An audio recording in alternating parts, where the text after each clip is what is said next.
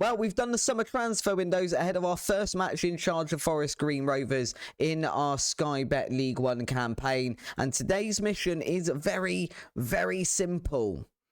Batter Grimsby. Hello and welcome back to Club 2, part 11 of our Zero to Hero series. I'm aware it is part 11. When I recorded the last few videos where there's been some confusion about what day it may be, it was in that weird period between Christmas and New Year that no one knows what day it is. So I think I'm allowed it. Today, as mentioned in the intro, we're going to have our first two matches in League One with Forest Green. And the first one is against our old club Grimsby.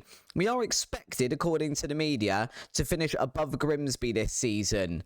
But more importantly, this is a pride thing. They unceremoniously sacked us very, very short into our career at Grimsby. And today, we're going to use this team to try and better them. We've got Bryan in goal, Smith, Matteson, Fagan, Walcott and Robertson as our back four. We then got Jones and Vangelis in midfield. Konechny, I cannot say his name. Konechny in the central attacking midfielder position, Cabia over on the right, and then Iro up front. We have got some new players on the bench as well, a couple of unfit players on the bench as well, and Daly Campbell not able to play against his old club due to suspension, which I assume, obviously it's from last season when he was at Grimsby and was still, I imagine, a bit of a thug. He's not going to play like that here over at Forest Green. He's going to be a good boy at Forest Green. But at Grimsby, obviously just a little bit of a nut and managed to get himself suspended and then they sold him.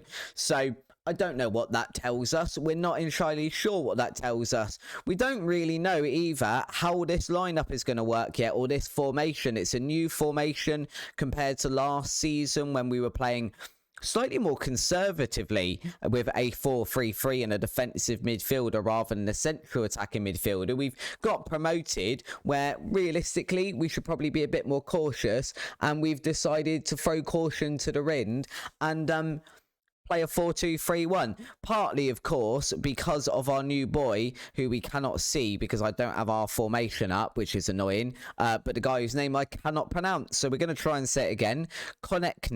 Konechny, obviously much better as a central attacking midfielder, and we were struggling as well just to find central midfielders. We still really haven't got enough. We're playing Jones and Vangelis there today, but the other couple that can play there are Konate, who's out on the left, and then Hackney, who probably isn't quite good enough for this league.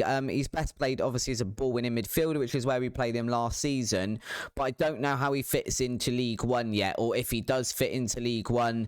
I think there's a few players, maybe we get to January and we realise that they aren't really suited for this league. Robertson might be one of them if he's going to do stuff like that, which is to have a really, really poor first touch and allow the Grimsby striker to get through on goal.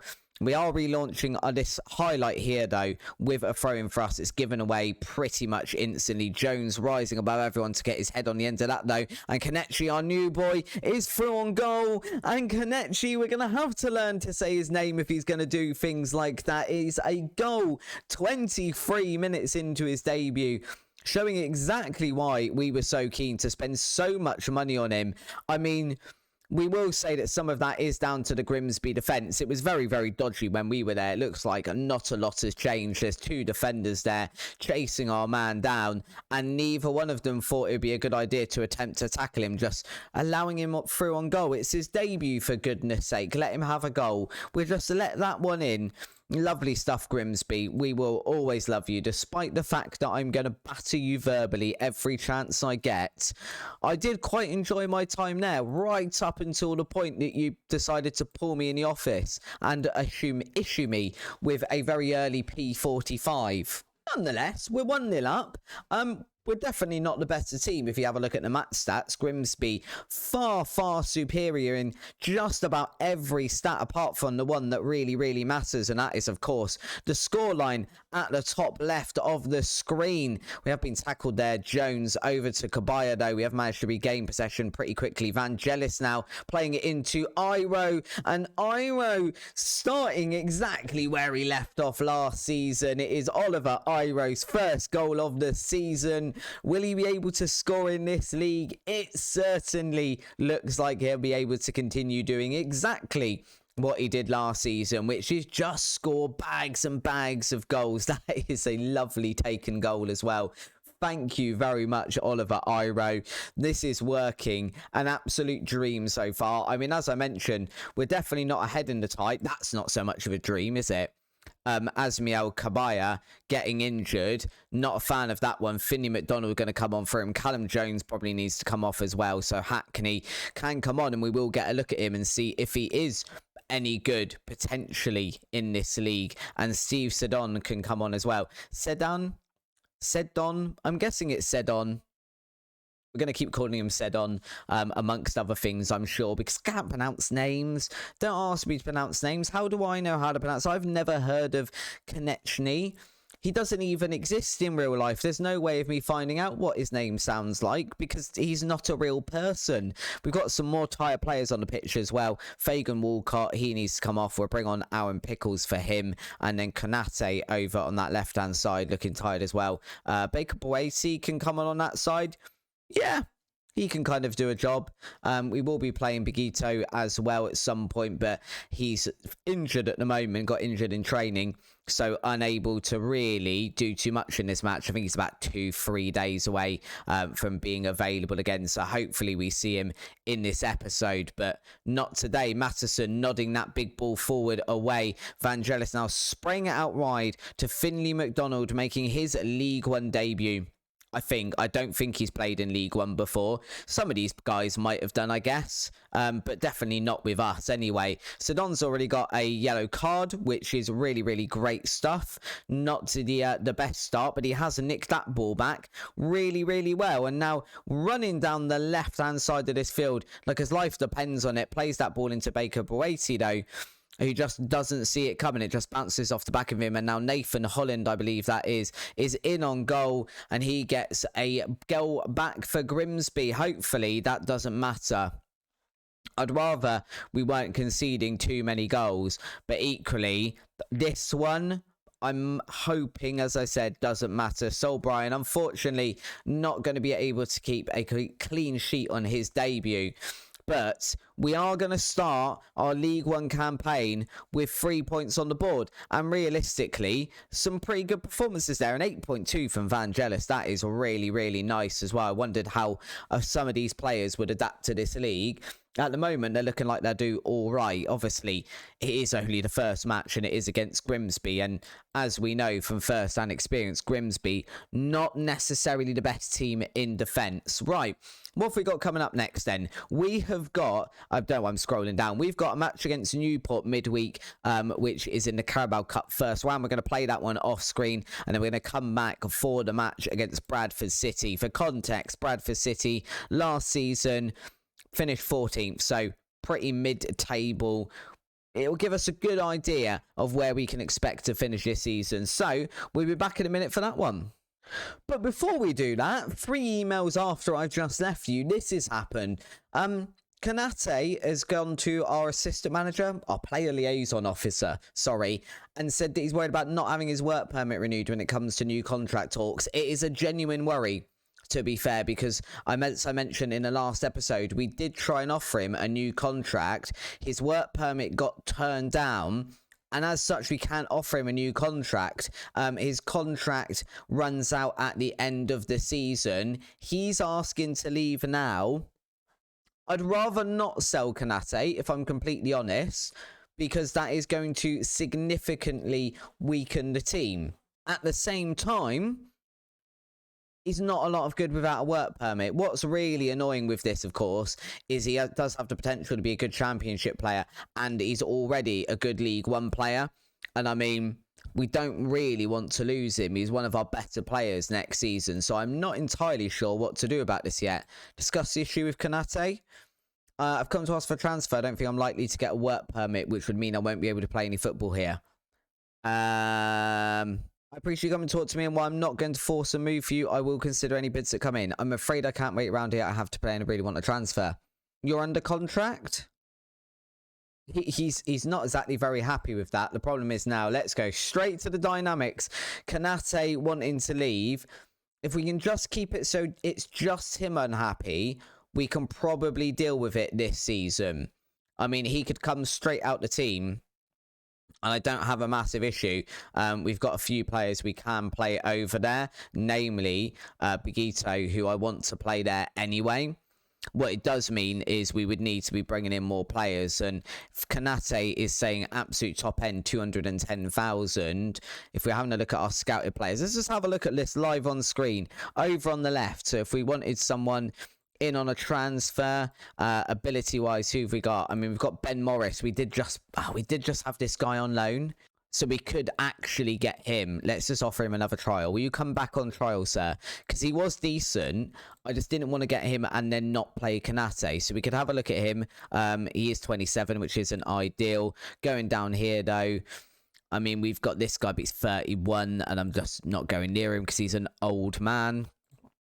I guess the next best thing would be Dominic Binek at Blackburn, but he's listed for £750,000, and we're not likely to get that much for Kanate.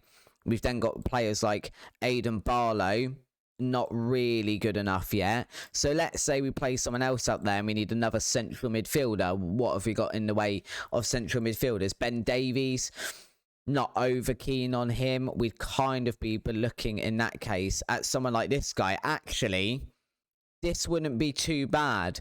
Sukdi, so he's a Thai 18-year-old Mazzala.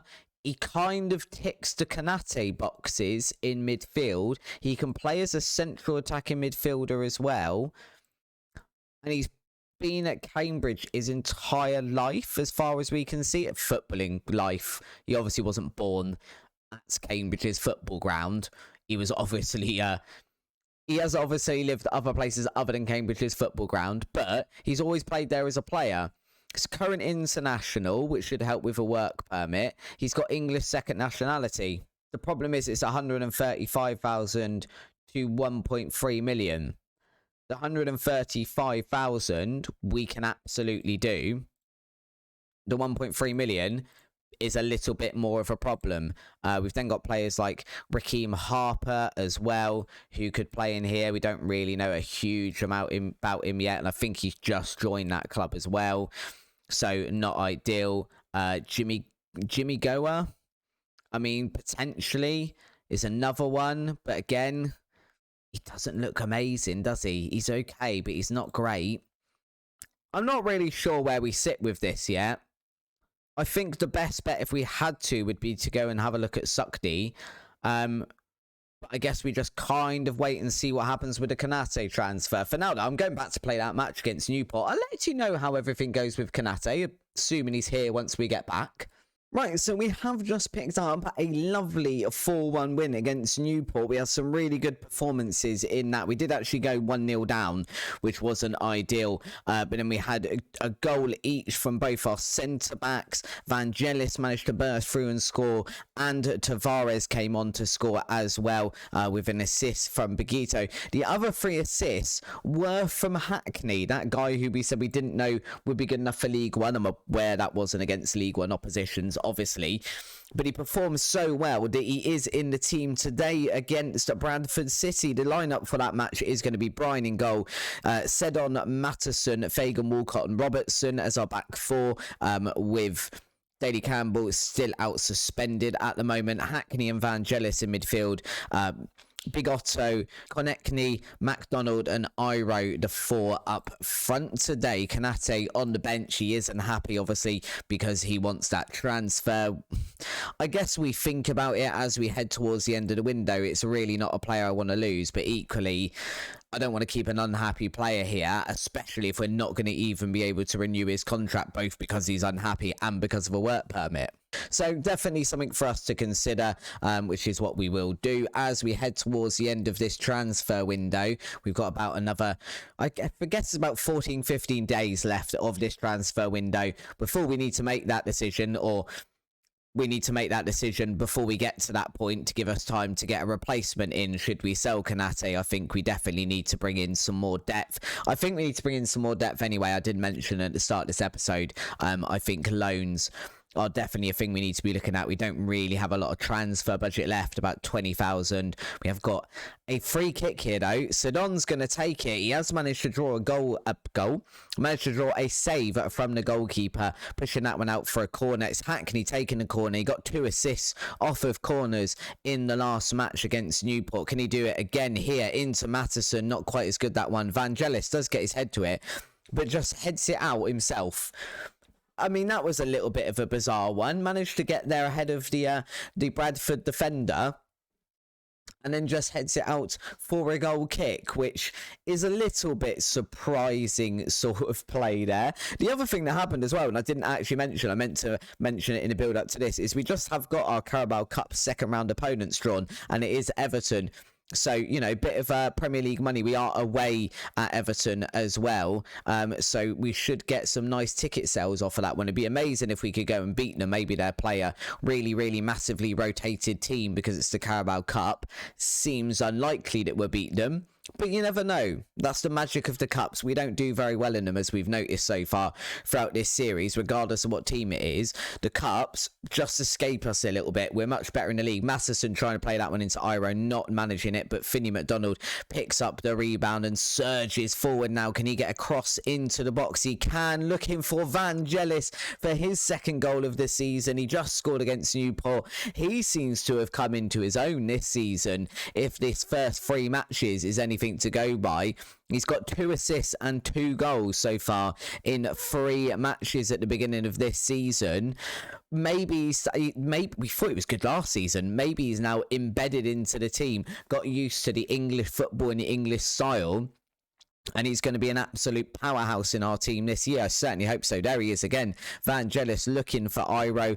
We know Iro's not tall. I need to get that on a t-shirt. Iro, not tall. Hackney now trying to find someone. I guess Finney McDonald not really doing a very good job of it. Fagan Walcott, though, just stepping forward to cut out that counter-attack. And now Bigotto into Iro, who draws his shot just wide. But some decent build-up play there for us. We're definitely in control against Bradford. As we mentioned, they finished 14th, was it, last season? So definitely a team that's at least solidified and established in this league. So if we can get points against the likes of Bradford, I think we'll have a nice season. Sidon there again, trying to score a goal off of a free kick, almost managing it that time. Vangelis now surging forward again with a shot from range, and that one rattles the crossbar as it goes over. And we do get to half-time, 1-0 the score on the board, and we are looking in some really, really good form. Where was this form at the end of last season? We could have gone up as champions if we played like this. I know obviously some of these players wouldn't have even been at the team yet, but globally we've not really changed that many. I mean, our back 4, Robertson and Fagan Walcott were both here last season. Sidon's just let someone in here, and then he's tackled him, and he's given away a penalty. Right, everything I just said about where was this form, ignore everything I just said, because apparently it's exactly the same form as before. Penalty then. Sol Bryan managing to save a penalty, keeping his clean sheet bonus intact. That man needs the extra cash. He's got, you know, home energy bills to pay in Forest Green. Where is Forest Green? I don't know exactly where it is. I really probably should. I know it's up north, but I live in Plymouth in Devon, so basically everything is up north, apart from Cornwall. And I think it's the highest professional Cornish team, Truro. I think it is, so not someone we're going to be using in a Zero to Hero series. So everything is north for me. So saying Forest Green is north, really of little help. Oliver Iro not having a great match here, to be honest. We're going to push Vangelis up front.